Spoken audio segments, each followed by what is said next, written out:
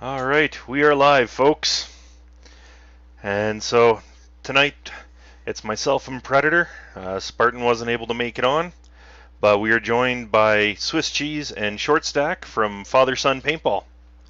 So I'm glad we could finally get you guys on. I know we tried earlier in the year, but due to the restrictions of how all my computer stuff works, it just wasn't happening for us. So I No, apologize for that. And so no worries. We're just tonight, excited and happy to be here. yeah, definitely glad to get you guys on. Um, so yeah, I'll give you guys a chance here. Why don't you go ahead, introduce yourselves, and explain how it is you guys kind of got into this great big family we call paintball. All right. I'm Swiss Cheese. He's Short Stacker, Kevin and Jaden, and started playing back in 2015. Biggest thing was we played a lot of video games, a lot of Call of Duty, and that's really what got us started. Because I remember when I was his age back then, I remember we used to go out and shoot each other with pellet guns, and I was like, well, you can't shoot him with a pellet gun. Didn't like that too much. And so I asked him one day if he wanted to play Call of Duty for real, and he was like, well, what do you mean? And I was like, well, let's go play some paintball. And he says, well, does it hurt? And I'm going, well, yeah, it's going to hurt, but, just a little. So we went out and we bought a couple of BT4s and brought it back up to Mom and Dad's farm. Went out to the pasture with the hay bales and started shooting at each other. I didn't want to go and say, okay, well, you go out 20 feet there and I'm going to shoot you, and then you tell me if it hurts. I kind of wanted to give him the chance, right? Yeah. 50-50 chance he can shoot me or I can shoot him, and get it more in that, of an actual game feel, right? Mm-hmm. So that's pretty much how it got started. Yeah, it all kind of just took off from there. We went to that Outcast game. Well, Yeah, that was the first big game. Was we went to it was out at Outcast. That was about I think about 150 players around there. Yeah. So if we've never playing paintball on a field before, oh, a little bit of technical difficulty here, guys. One sec. Ah, he killed our live feed. no, my live feed died on me. It jumped to my phone for some reason. One second.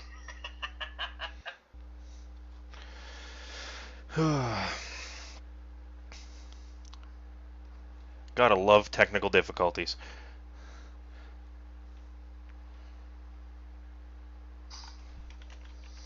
Oh boy. I can fix it. I can fix it. I hope. Wow, this is unfixing very quickly. Sad face.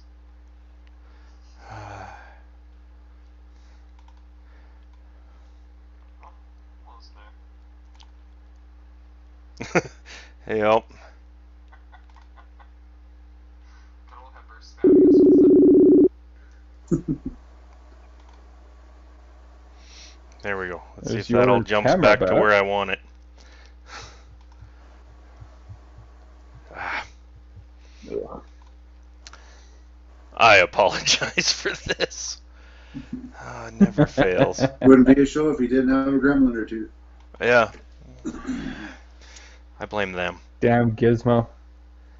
Yeah.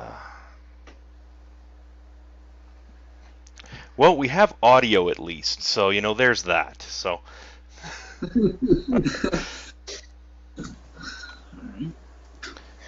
Maybe this is one of the joys of using Facebook. sure, we can go with that.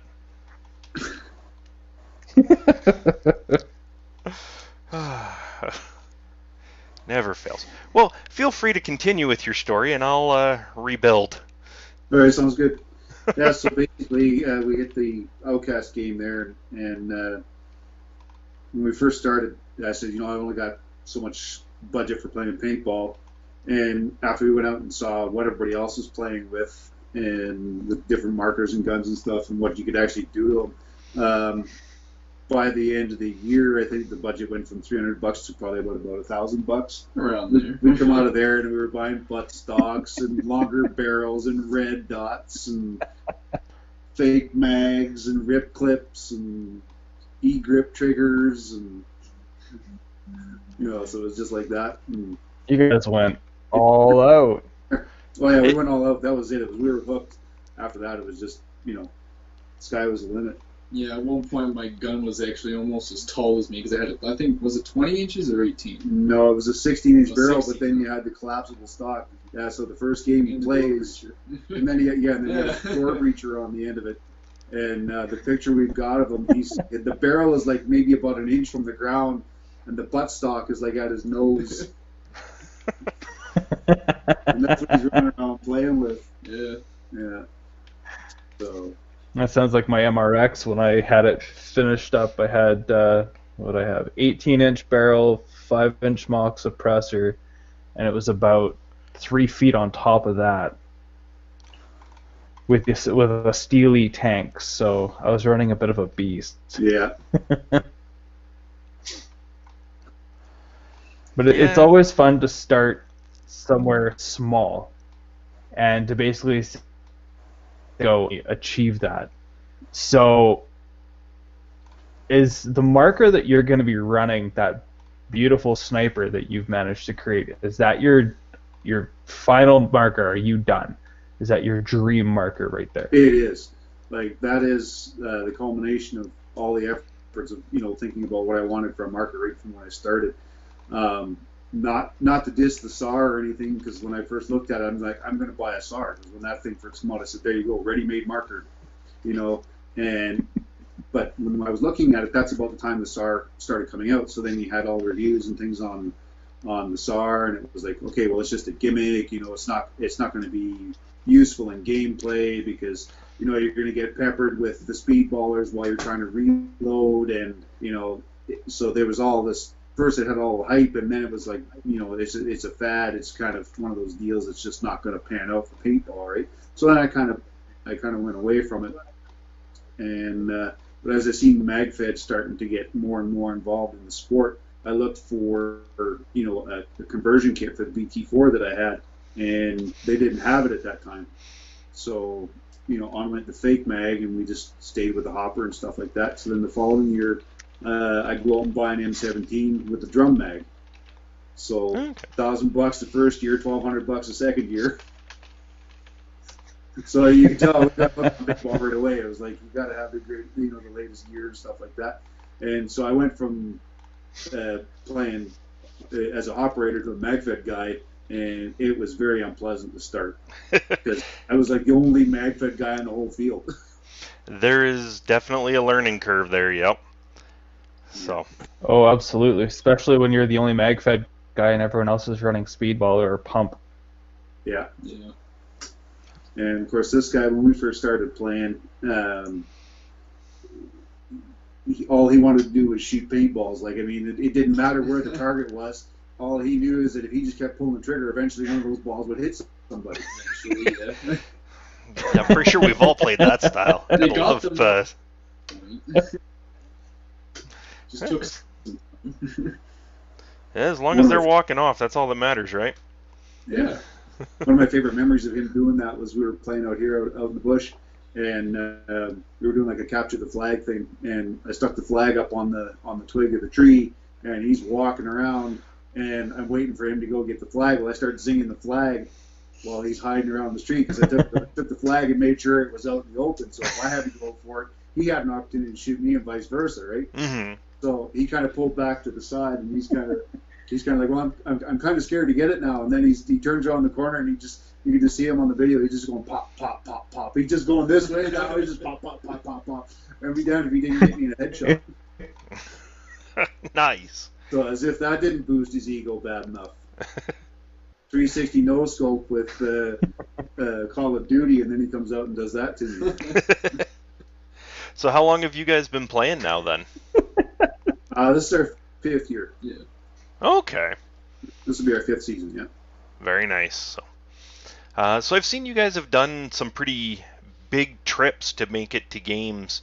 I think the last one I heard you guys were all the way out east at some pretty big games out there. Yeah, so the first big game that we did was actually our 2nd year.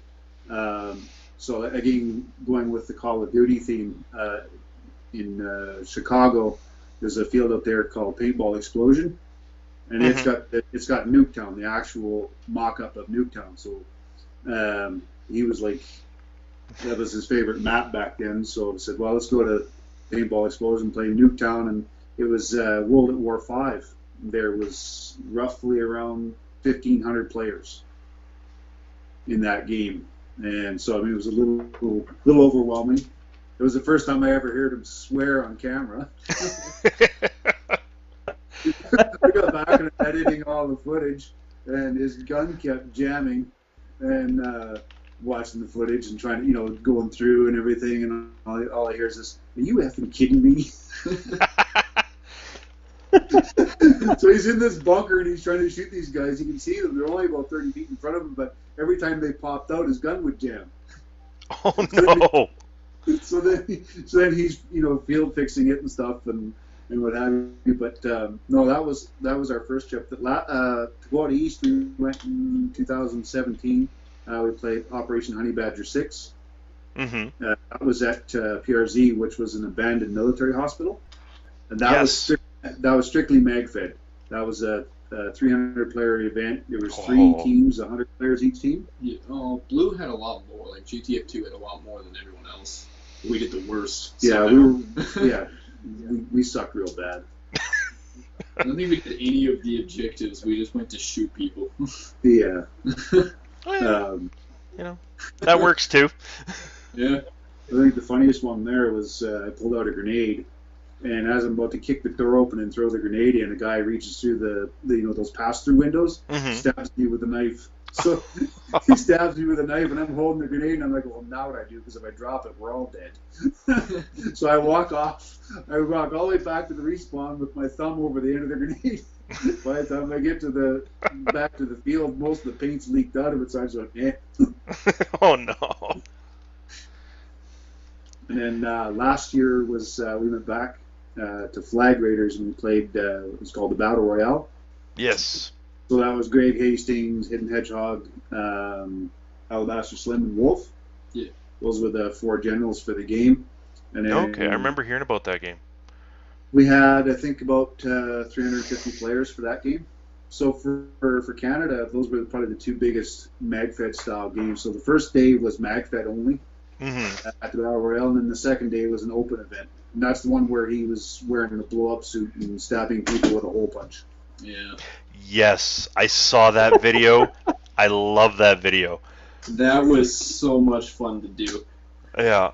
Because the last 3 people that I got out, when we went to the bar the night prior, we were all there, I was talking with them and I told them that I was going to wear a blow-up suit. And they all said that there's no way you're actually going to do that. So that's why I was like, oh, that was you when I got them out, and he turned around and went, oh, no way. Nice. I remember watching that video and seeing you walk up to, what was it, like 4 or 5 guys in a row? Yeah. With a hole punch. And just through the mask, you could read the expression on their face of, you gotta be kidding me. And then for the refs to come up to you after saying, well, they thought you were an official. I'm like,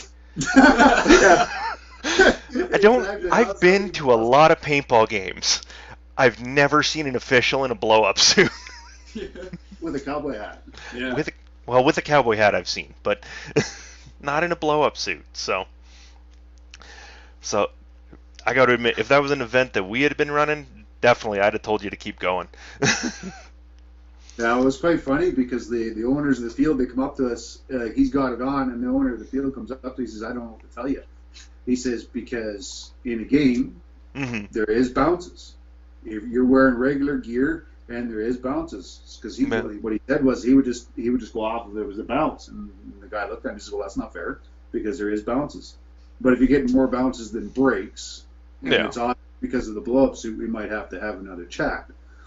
So he said, we're going to let you go. So I thought that was pretty cool. Yeah, that was. Because the anticipation was that they wouldn't let us go, period, right? And of course, we switched teams. We were blue the day before, right? Yeah. So we switched red the second day. So everybody that was on our team the day before recognized him and didn't realize that he was no longer on their team. Oh. So But Well, no, I mean, but I was gonna say, we do have our event coming up, which sadly we've had to move into next year now due to stuff that's happened. Um, but by all means, if you guys are able to make it to Operation Gold Standard, feel free to bring the blow up suit. All right. I don't care if I have to get up there in front of everybody and make an announcement, but the blow up suit is legal. nice. Oh, all right. Perfect. We'll just instruct everyone to go for the face. Always for the face. Everybody's wearing a mask. Headshots only. Yeah. So, This is our juggernaut. The only way you can get him out is if you shoot him in the face. With the toes. toes would break too. They might not think fast enough on that, though. Well, that's their own fault. Hey, if he's quick enough to think of using a hole punch to eliminate people, they need to be quick enough to think of, shoot him in the foot. I like how I was a medic and I was not doing my job at all. I just walked up the side instead of going to help my teammates that were actually in a firefight. Eliminating people that might eliminate them, that's help. So.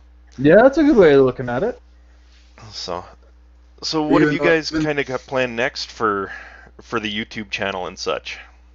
The YouTube channel is probably just going to carry on the way it is. We'll just keep going out shooting video and keep editing video and stuff. Pretty much the same as we have. Working with some different software because I just do everything on an iPad. Mm-hmm. I don't have a laptop with anything fancy on it, so still be able to put out some decent stuff with the iPad. I use LumaFusion. Okay. Is a software that I use, and it's got a lot of add-ons and a lot of different things, a lot of effects and stuff that we can use to make the videos. And I don't want to make them too complex. I started, doing a whole bunch of different things, and some of the feedback we were getting on the videos was they were too long because you were putting all these intros and different things into them and things like that. So basically, what they're telling us is if you go any longer than about 8 to 10 minutes, people stop watching, right? And your videos have, if you're doing a storyline type video where you're showing what the objectives and stuff are, you kind of got to keep with that and show what the objectives are. So that's basically how we're going to go forward with it. Okay, very nice. Yeah, I know. From doing this and whatnot, I found if you're putting your stuff on YouTube, keep the video short because people have short attention spans, and keeping the intro short. That was the one big thing I found is you only want an intro that's about 8 to 10 seconds long. After that, people lose interest and skip it anyway. So. Yeah, well, Honey Badger was a minute and 30 seconds long for the intro. Yeah, you gotta. See, I find it funny that it was actually because of your guys' YouTube channel that I found you and sent you the message and invited you if you wanted to be on the show with us here. So obviously you guys are doing something right. So, but yeah, I think I found you guys because of a comment on a Hidden Hedgehog video that I was watching. So, and I was like, hey, these guys are from Alberta. So. That was the thing when I first started doing the YouTube channel. That's what I researched. I researched YouTubers in Canada. Mm-hmm. So the first guy that I found was Wolf. The second guy that I found was Alabaster Slim, and then the third guy that I found was Dreadcam. Oh, okay. So watching those three guys and seeing how they did their videos and their playing styles and things like that, and then through them and through Alabaster Slim, started watching Hidden Hedgehog, and of course with the sniping aspect of the game and just seeing what he done with that. Then we got really hooked on that and started messaging him and talking to him, and then with him coming to Canada the last few years, we just went out and played out with those guys and very cool. Maintained a friendship, and we talk a fair bit actually. And very first time he actually ever met Ash, he was telling him about the issues with his gun that was over at Flag Raiders the second day, and it was really cool. He sat down with him for about a half hour, and it was really genuine conversation. He was trying to give him ideas on how to fix the marker and stuff like that. And and so it was he sat down with all the guys, and it was really fun because it was really personable, and that's what I liked about the event last year. The what do you call it? Battle Royale, because they had 2 events where you could actually go out and meet all the players. Mm-hmm. So the first night they had us all at Boston Pizza, right? Yeah. It was Boston Pizza. Yeah, bowling alley in it And too. big giant bowling alley. So you go there and you met all the players, and it was really fun because it was for the fans. So all the fans showed up, and you sat there for what, 2 hours, 3 hours, Yeah. and it was all just paintball stories, just like we're doing now, just chatting about paintball stories. And so you were chatting up with the e-celebs, you were chatting up with the other players that you're going to be playing with the next day. And Very cool. it was really cool because you got to make new friends and have just good old conversations about paintball. And it was really fun to see that there is that much interest. We need to bring that interest down here, and that's what I'm really excited about you guys doing. Oh, well, thank you. We do what we can, so we saw that there wasn't a lot being said or done out this way, so we're like, well, there's a void, let's fill it. So it's kind of cool getting to see that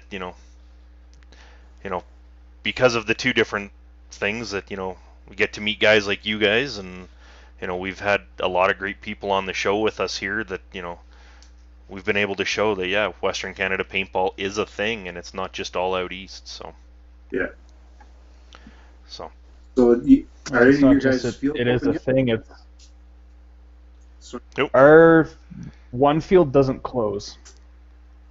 Yeah. It's open year round. Oh, okay. Yeah. Yeah, so that'd be Capture the Flag, and then Bragg Creek opened up a couple of weeks ago. We went out and had a good first event back second week of last month. Yeah, it wasn't that long ago. How many players do you guys usually get out? Depends on the event. I know, like, for what we were playing, I think we had, maybe 10 of us showed up all together. And so that was, that was pretty much just the team. SAS too. Yeah, that was just the SAS Southern Alberta folks here. Winter's Hunt, how many did we have at that one? There we go. 2, 4, 5 on. Yeah, I think it was 5 on 4. One team, 7 We'll on say the 9 other. or 10. Was it really that many? There's about 10, 11. Okay. Yeah. So it is smaller games, but then you go to something like you Shooting guys for were a out- Cause, and we end up with probably close to 100 to 200 players at stuff like that. So Yeah, those events are fun. Like when you get 50 plus, up in the 50 to 100 player range. That's a lot of fun. Because then you got something to shoot at. Yeah. And that's one of the things that we run into the last 2-3 years. Yeah. Is that the 3v3s and stuff like that. Yeah. They're a little more difficult to play. Because basically all there is team deathmatch. There's no objectives. I like more objective based gameplay. Now, in saying that, they're out at Outcast. There's this Puerto Rican family that comes out and plays. It's all the Puerto Rican story. Oh, all right. So how many Puerto Ricans were there? 12. 12-ish. And how many of them were us? Did we have on a team? 6. 6 of them, yeah. So there's these 2 fortresses and a helicopter in the middle, but it's kind of like put together with plywood and bark. Okay. There's holes where you can shoot in really easily from, but they can't really shoot out too easily. So they all decided to just go straight in there. And we spawned at the top, and we just kind of went in, and it was just basically just shooting fish in a barrel. Just flying paint everywhere. All of them got hit at least like 4 times. Oh no. But it was their choice. Like they said, we offered them the top because a good bunch of them didn't play before. Yeah. And the mom was the most hilarious because when she got out, she was pointing out where we were and telling everybody else in Puerto Rican where we were. We couldn't understand what she was saying, but it's I understand some because it's similar to Spanish or it is Spanish, whatever it is. But with counting the numbers, she was like going trace over here or whatever kind of thing, whatever she's saying in her language. So I know she's calling us out as she's walking off the field, right? So then, the next game there, they decided to play attack and defend. They wanted to defend the chopper. They all went into like you said, into into the big structure there, and we just opened up on them. And that was it. They went home actually. They just left. They Just packed up. packed were up just and gone. gone. Oh no. They just left. It was like didn't want to play anymore. Oh. Come out one or a couple more times when I was working out there, never when we were actually playing. Yeah. So it is a family sport, but I mean, you know, it's just how they play, I guess. Yeah. So speaking of it being a family sport, I know before we got on air you were saying that the father-son paintball has more or less become father versus son paintball. But you know, playing paintball together and against each other, how has that affected your guys' relationship as father and son? For me personally, and it's actually kind of funny because we call ourselves father son, but he's just like a buddy out on the paintball field. Like Yeah. unless we start a rivalry or something like that time where I shot him with the pistol. I mean, that at that point, gloves were off. It was father versus son. There was no buddies on the field whatsoever. Yeah. So, but I mean, it was one of the things that I wanted to do with them, and that was what started the whole video thing, was to show people that, you know, father son, father daughter, son mother, son daughter, whatever, can go out and do this and have fun. And that was the whole idea of making the videos too, was showing that, you know, you can go out and actually do this and bond with your son or daughter, right? Mm-hmm. Yeah, I know I've only managed to make it out for some low impact stuff with my boy, and it takes on a whole other feel when you're shooting at your own kid. So, and the sheer level of pride that you get from being shot by said kid. Yeah. You know, like Predator could shoot me all day long, and you know, we'd joke and laugh about it, but you know, my kid shot me in the face with a low impact, and you know, I was almost in tears. I was so proud of him. Yeah. So, and that's exactly how it was for us when, like I said, when we first started, we went down in the bush. What was really cool about that spot is it's got a creek, and it made it into an island, so it's just got natural boundaries. So it's just the right size, even for like a 1v1. You're not going to walk around for an hour or two and not run into each other. It's got open kill zones, it's got trees, it's got tall grass, it's got places that you can hide. So that's all I would do, is I would go and find a place that I could hide in tall grass, and I'm sitting there and I'm in the grass, and I'd hear this, "Are you camping?" Because I didn't want to give away where I was, right? So he'd pop out, and I'd see him, and I'd take a shot at him, and he'd be like, "Well, that's where you are." So then he'd start shooting, and we were down there, and he unloaded an entire hopper.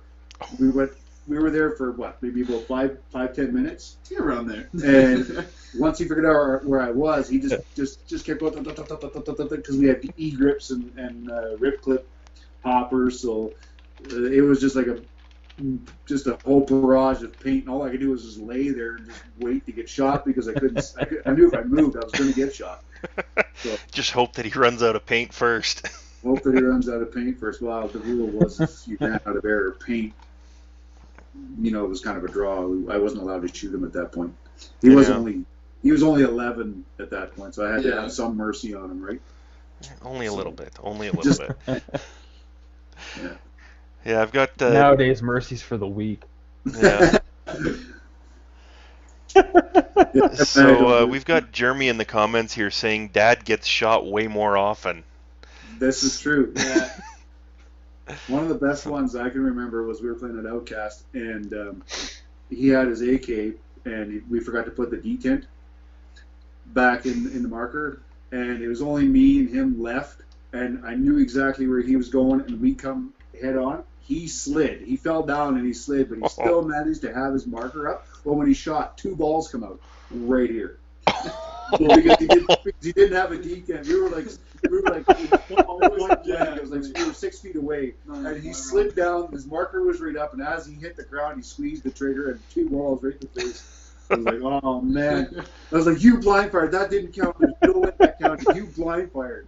And he's like, watch the video, Dad. So of course we watched the video, and of course there we were, face on each other. We could see each other. He didn't blind fire. Yeah. Oh, I think I remember watching that That's video. awesome. Yeah. I've seen that one, yeah. And I remember, watch the video, watch the video. And then you even did the slow motion replay of it. So, I just couldn't figure out how he shot because when I come around the corner, he was lying face first on the ground. I was like, it's just not possible. You had to shoot me before I come around the corner. yeah. Well, I'm basically falling on my face and using my gun to kind of keep myself up. So, So, Short Stack, being that you're more into the speedball style, have you thought of looking into any of the speedball teams that, like, Outed Outcast or... I've never really wanted to play speedball as kind of like only speedball, like on speedball fields. Mhm. It's kind of just, I kind of like scaring people. That's why my AK is also so loud. Just laying immense amount of paint is just kind of fun. But like doing it like as an actual team sport, I've never really found that much interest in that. I'd be Okay. willing to try it because I never really have. But Okay, but you're more of you like the heavy gunner style. It's definitely oh a yeah, Okay. I love I can running. respect that. Okay, I can respect that Yeah. now. yeah. So, I don't know if you know the field at Olds. They have an indoor Yes. field. yep, Weekend Warriors. Weekend Warriors. Yep. Yeah. So We know. So we went out 2 years ago. We bought airsoft guns to go and play in the winter indoor. Hmm. Because when we went there with our paintball guns, he took out his AK and started shooting, and it almost kind of sounded like a real gun, and people got scared, and they just said they weren't going out with us. Because we were, of course, you know how we are. We got all our camo gear on and stuff like that, the cameras. And, Yeah. and he's out there going pop, pop, pop, pop, and they're like, no. We're just, no. Stick to airsoft. Yeah. We'll stick to airsoft. That's just too scary. So, yeah. Yeah. They don't know what they're missing. So you played out there quite a bit? Out at Weekend? Yeah. I used to play out there a lot more often. I know Predator did too. Before we were both on SAS, we were actually on two other teams, and both called Weekend Warriors home field. So Oh, okay. yeah, so I know Pat, and I Yeah. know the We're layout of that very, field really well. I can still remember the layout of the hills actually almost perfectly. No. That's kind of sad and scary at the same time. I always thought the airplane fuselage was kind of fun. That part's fun. I like that one. Yeah, that was a lot of fun to use. I just wish there had been better cover around the planes, because one side it's wide open, the other side it's wide open. You go to the opposite end and you can run all the way around the field without getting shot. Yeah. So I used that to my advantage a couple times. I had a couple mercy kills of renting parties. Scared one group so badly that one of the kids actually had to go home for a change of pants. So, yeah, I'm that guy. So we've got Joe Simpson in the comments there. He's saying you'll love speedball. So he's definitely encouraging you to give that a try. I'll definitely give it a try someday. Yeah. For sure. And Jeremy is saying more blooper reels. So Oh, yeah, Oh, we definitely got lots of those. oh yeah. yeah, I remember the one that you threw up on the YouTube channel there, discussing whether or not you should talk with your hands. Yeah, and you saw that earlier. Yeah. Well, like I said, I've typically got something in my hands just off screen, so. So, Yeah, no, like I said, it's a prairie guy thing. Yep, for sure. When you're talking about the airplane fuselage, do you guys ever play up at what's that one by Boyle? I just call it the Boyle Field. I honestly don't know what it's called. I can't remember the name of it. Anyways, they got one field up there where they've got these buses. So they got this hill, and they got a bus buried in each end of the hill. Mhm. So to split the field, you actually have to go through the bus. They won't allow you to walk over the hill to get from Okay. one side of the field to the other. So, and they got a bunch of cars stacked up, and Oh yeah, that map was a lot of fun. I think that's called Junkyard. Yeah, probably. Is that called Junkyard? Something like that. So yeah. you guys should give, if you thought that airplane was fun, you should give that field a try. Okay, Yes. and that would be Excalibur Excalibur. paintball? That wouldn't be Silver Creek, would it? Nope, Excalibur. Yeah. Oh, Excalibur. That's We had right. a lot of Boyle's fun. further north. Okay. 2 years ago, I got my ex-boss and his kid into playing paintball, and my son and I, we went down there and played with them, and he beamed his kid in the head. And he felt really bad about it. And I think the next round we were in the town, and Jeffrey popped around the corner and point blanks him right in the bag. Oh! So he kind of got his revenge. And that's why I wear a cup. Oh yeah. Oh, you do? Oh, yeah. Oh. When I was 13 years old, I had somebody about that far off the button. And I'm like, yep, no, I'm wearing a cup from now on. So, yeah. So, I know shooting for a our cause other last co-host- year. Okay, yeah, go ahead. Our other co-host, unfortunately, was not wearing a cup while he ran a gauntlet. He took some first strike rounds a couple inches away. Yeah. Yeah. That's Yeah. First strikes and That guy last that year. general region don't mix well. yeah. That was tell me about it. That was so bad. Well, the guy decided it was a stag, and the guy decided to drop into his underwear. So he did the gauntlet in his underwear.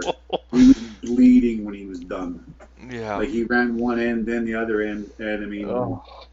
there was what, 20 guys there? Around there, yeah. Yeah, so he ran the gauntlet with people shooting at him. 20 guys with no remorse shooting at him. Oh, yeah, no. No, Yeah. See, that's why I refuse to let paintballers find out when my birthday is. It just ain't happening. So, but yeah, I know last shooting for a cause, I, was standing on one end of the field and there was somebody on the opposite end with first strikes. And they managed to figure out where I was standing just inside the trees.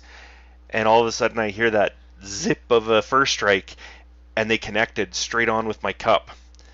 And I'm sitting there going, first strikes are accurate, so you're aiming there on purpose. So, yeah. Yeah, I, walked back to my respawn and and then I kept my head down. My worst encounter with first strikes was out at Sylvan, and it was body, like the, what do you call it? It was body only, so arms and legs didn't count. It was headshots and torso was the only thing that counted. Okay. Oh, vitals. Vitals, that's it. That's what it was. Yeah. Anyway, so I'm sidled up to this tree and I'm shooting across the other way, and the opposing team guys got a die down, running full auto with first strikes in a clip, shooting my shoulder from 30 feet away. Like, I'm like, dude, what's the purpose? This doesn't even count. I'm not even out, and that's all you can see of me, and that's what you're lighting up. So the referee grabbed two speedballers and went one around each side of him, and he took them around, and two speedballers, one from each side, and lit up this poor bastard up. Oh. Apparently he'd been doing it on the field all day. Like, he was walking around full autoing people with first strikes from close range, right? So they just decided the only way they could teach this guy left to, give him a taste of his own, right? But these were, like, he was getting, so it was a 20-round mag, so 10 and 10, right? So Yeah. But you got two speedballers with full hoppers going at him, and we never saw him after that. But that was the worst experience I had with first strikes. Yeah. Ugh. Yeah, I always find that, when people, do have issues with somebody with first strikes, it's somebody that isn't using them right. Exactly. Yeah. It's that guy that, he chronos in with round ball and then switches over to first strikes. The way that they work, yes, you get a little bit of that increase in your foot per second and your accuracy. So of course it's going to hurt more. Yeah. An honest guy is going to, chrono with what he's using. Yeah.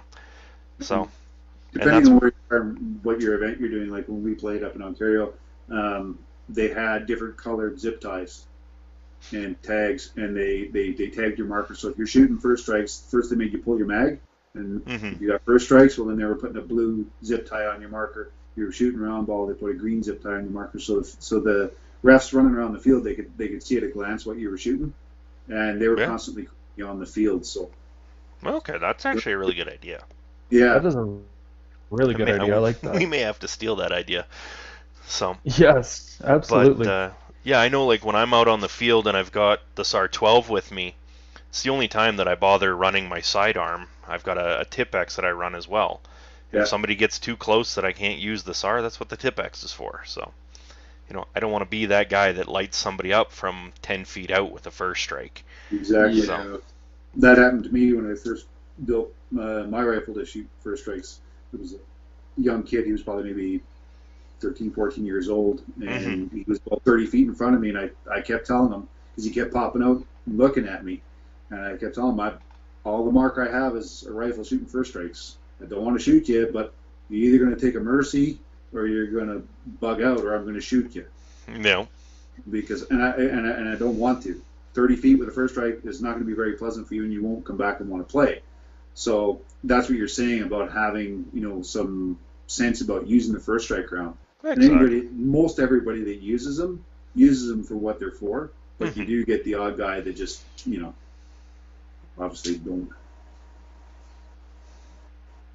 Yeah, you get the odd guy who doesn't understand the safety precautions that need to be taken with first strike rounds.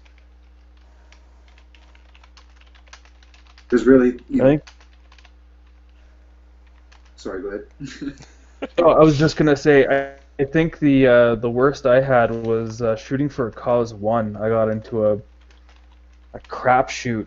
Dude was using first strikes and he was advancing on me and he tried bunkering me using first strikes from 2 feet. Luckily, the round zipped past my head and I managed to nail him in the nuts with a round ball, but that's the way to do it. That would not have been fun. No. Yep. But that is, to me, that's the only way to teach a guy that's doing something like that, right? It's unfortunate. I mean, it's not sportsmanlike, I suppose, but at the same time, if it's that give and take thing, right? Oh yeah. Yeah. As paintballers, I find we learn by firsthand experience more than if somebody just comes up and tells you. Yeah. For the most part. Most paintballers, you can tell somebody, dude, that hurts, knock it off. Well, that's the sport. But if you do to him what he's been doing to everybody else, it's like, okay, that hurts more than it's supposed to. I get it now. I'm done. So, yeah. Yeah. We're all overgrown children. We learn the hard way. Exactly. That's the best way to describe us. That's why we all play war. Absolutely. So out of all of the big games you guys have made it out to, what has been your favorite game that you've gotten to play at? Well, originally, for me at least anyway, it was the first game that we played at Outcast. That was our most favorite. But for me now, my most favorite game was Battle Royale last year. And one of the reasons I say that is because they made it. Okay, bye. All of a sudden, I've lost Predator. And go ahead and keep going. I'll see if I can get him back on here. All right. So for me, what makes that the most favorite game to date was because they made it all about the players. Mm-hmm. So even though you had all the major celebrity players come out to the event and they were all there, they had 2 events where you could meet them. You could get together as players. You could get together as to meet the celebrities. You could get together as just meet other paintball players, and they did that twice, and they did it really well. And they set up a lot of venues where you could actually go and just sit down and talk about the day, talk about your best kills of the day, or when you got shot out the most, or what was the most fun about the event. Where a lot of the other events that we went to in the past, that wasn't there. You went and played the event, you packed up and went home. So Okay. I think for us, that was probably, for me at least, the reason why I like that one the most. Yeah. You? Honestly, I still think that for a very first Outcast game was still probably my favorite. Mostly because of how I actually really got into it. Like when I went behind their entire team because I was like 4 foot nothing. They had chemical totes. I was running, but I was short enough so that you could see just the top of my head. But there was a dirt ridge and just the whole line of them. I just went around the side and went behind their entire team and was just shooting them out. And you looked out and you were like, "Is that Jaden?" Well, yeah, because I was Yeah. on the front line, and he's all the way in behind, like at the very back of their spawn, right before where their spawn is at the back of their field, and he's doing mercy kills Yeah. and taking people out in his very first game. So you Nice. talk about one of those pride moments. Yeah. Because I'm getting shot at and zinged at, and I'm like, I'm on the front line, and here he is, and just like he says, because he's 4 foot nothing. That's where he got the nick. Actually, that's when he got the nickname. Yeah, Short Stack. yeah. Was one of the guys on the opposing team, because you ended up basically you shot each other. It was almost like a mutual takeout. You both walked off the field, and that's when he got called short stack. But it was memorable because they did it really well too. I mean, it's the same thing at the end of that game at Outcast. They had a barbecue at the end. They had a group photo. They got everybody together and did a big group photo. They had prize draws at the end. I mean, they were giving away, some pretty decent stuff. They were giving away speedball guns. They were giving away very nice. stuff like that. Oh yeah, like they had probably about four or five markers that they gave away. Okay. And they gave everybody at the end the opportunity to get together and talk about the day and just reminisce and have fun. Those to me are the events that stick out. Okay, very cool. So, yeah, it looks like Predator might not be back to join us again. Okay. But we can keep going. So, All right. his internet has died on him. Oh. So, but the gremlins are on his end, not mine for once. So, do you guys have any big games you're looking forward to going to this year? Or? We were supposed to go to Sweden this year. But Very cool. Yeah, we were supposed to go down with Hidden Hedgehog and go play Hell's Gate. But unfortunately, he had to pull out. He had other things that he had to attend at that time, so we canceled that trip. So right now, basically, I guess it's just going to be more focusing on playing paintball in Western Canada. So we're going to stay home this year. That should be a little easier on the pocketbook at least. Yeah. And his suggestion was within 3 hours of home. Because, I mean, for me, it takes me 7 hours to drive down here. Mm-hmm. That's why we play Outcast so much, because it's Red Deer, it's right next to here. Yeah. And I drive 7 hours to get here, so Saturday or Sunday are the days that we play. So, I mean, it's not a lot of traveling, because then I got that 7-hour drive back on Monday.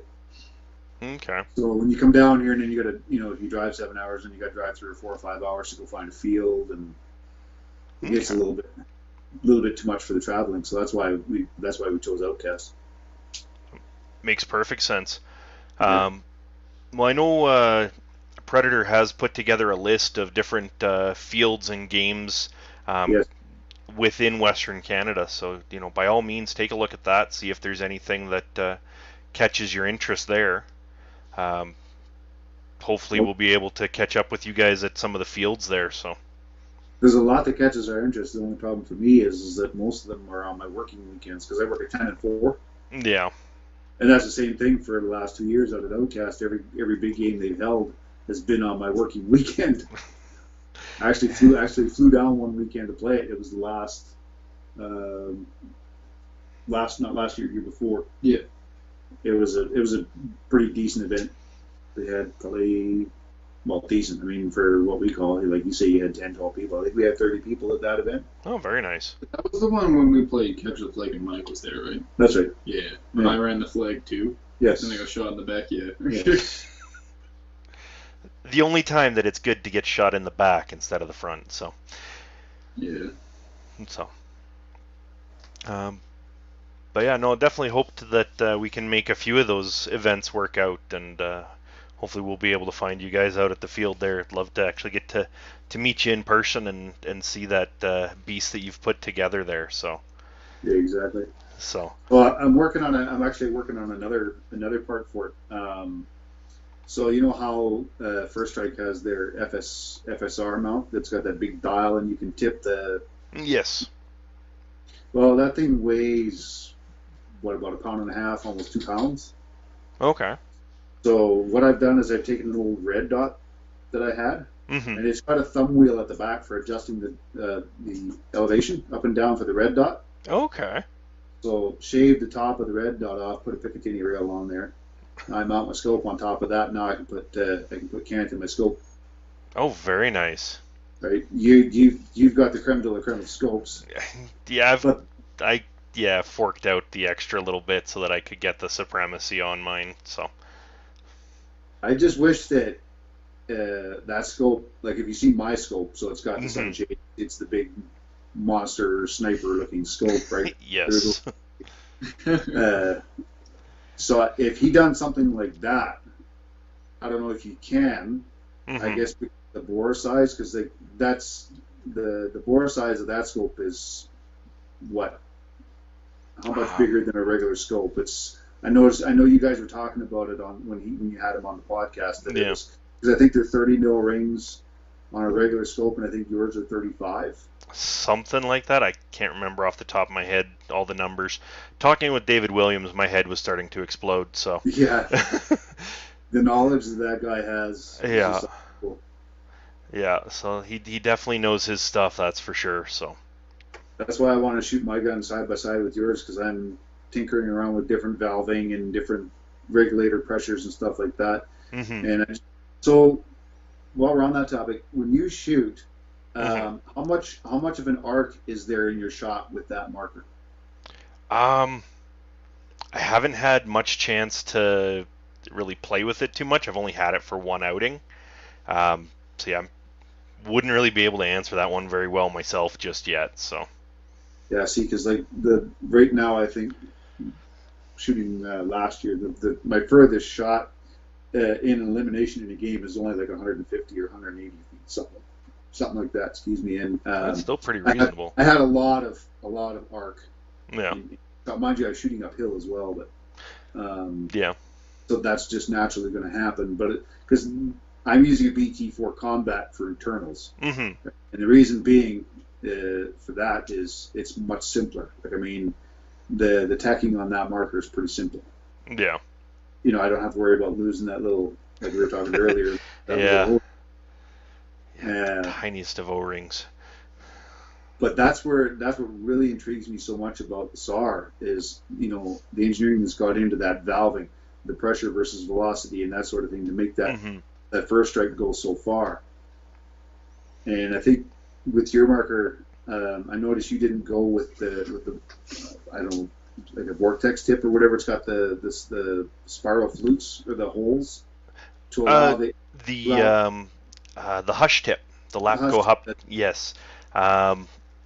I know David talks about the hush tip all the time and how much more quiet it can make that marker. He's actually sent me a video which I forwarded on to you there about a gentleman who goes by the name of Necro down in the States. He's got a hush tip that he's kind of mocked into a suppressor kind of idea for paintball. But when he pulls the trigger, all you hear is the click of the mechanical parts of it. Right. So, like, it is just scary quiet. He was actually putting it on guys' shoulders and pulling the trigger and surprising them that there was no noise.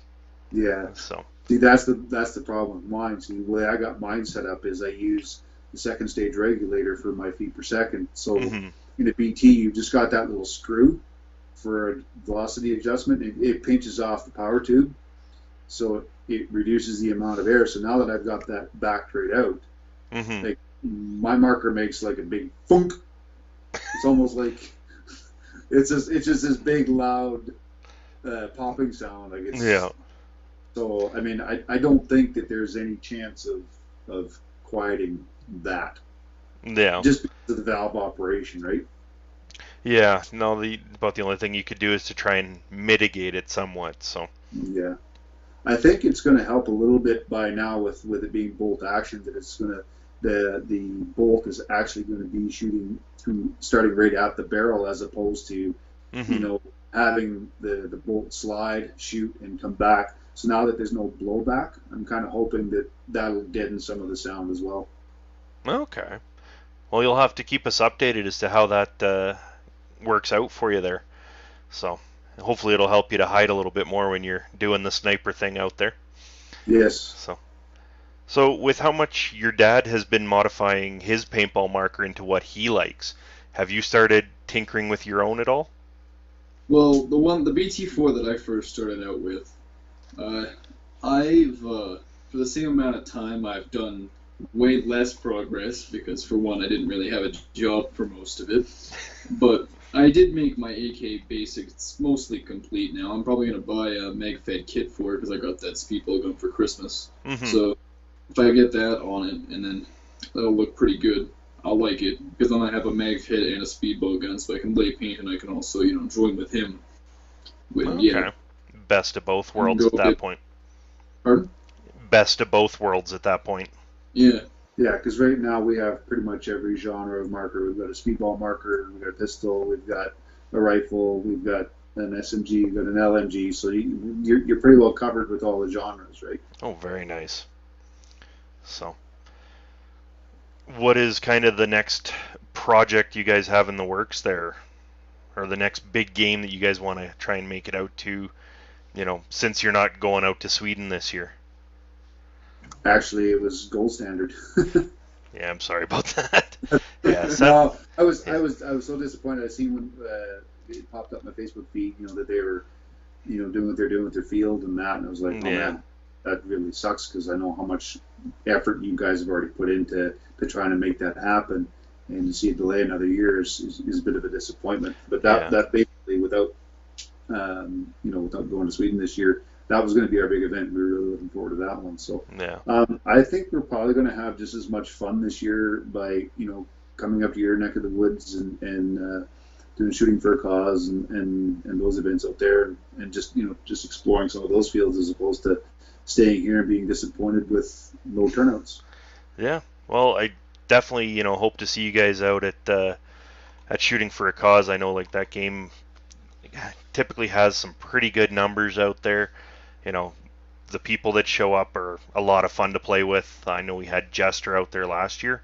I'm not sure if he's able to make it back out again this year, but they always put on a pretty exciting event, so it'll be a lot of fun. So, and hopefully going into next year we can get Operation Gold Standard even bigger and better than what we were planning for this year.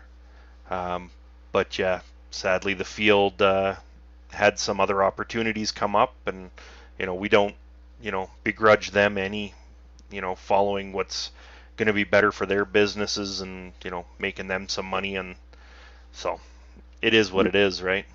Yeah.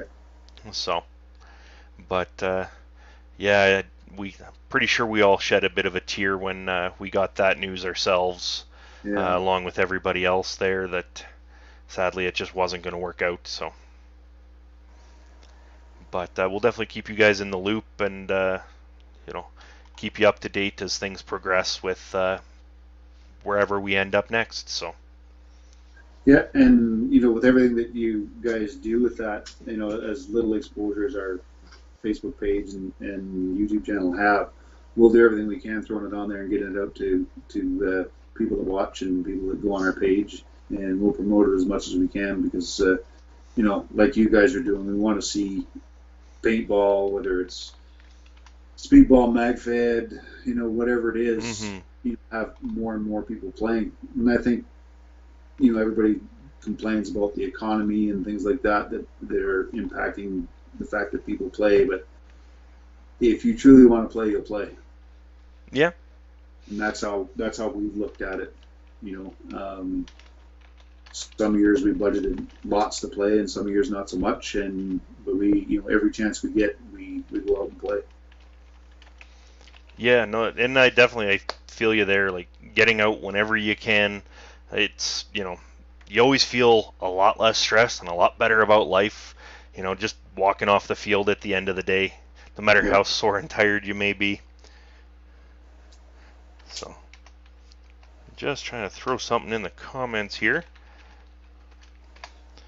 So, had to throw your guys' YouTube channel link in there. Make sure everybody knows where to find you. Nice. Um, Thanks. Appreciate it. Yeah, no, it's. I know I've spent lots of time sitting there watching. I've watched almost all of your guys' videos, and so you guys do good work, and definitely can't wait to see you on the field. I think our hour is about up here. Yeah, we All just right. crossed over that, so seems like a good place to call it for tonight. Absolutely. So yeah, thanks again for joining us there, guys. You know, it was great getting to talk with you, somewhat face to face finally. I know Yes. we've been chatting a bit online, and yeah, we'll definitely have to keep doing that. So Well, we really appreciate you having us on the show. It's our pleasure. yeah, it was a lot of fun. You know, I'm definitely glad that I was watching one of Hedgehog's videos and saw your guys' comment on there. So it's interesting how, you know, I was watching a video from somebody halfway across the world to find somebody in my own You know. backyard. So Yeah. No, so that's cool. so yeah, you know, wish you guys all the best in the next season, and thanks for joining us tonight. And yeah, thanks to everybody in the comments who joined us as well. So All right. all right, have a good one. You You too. too.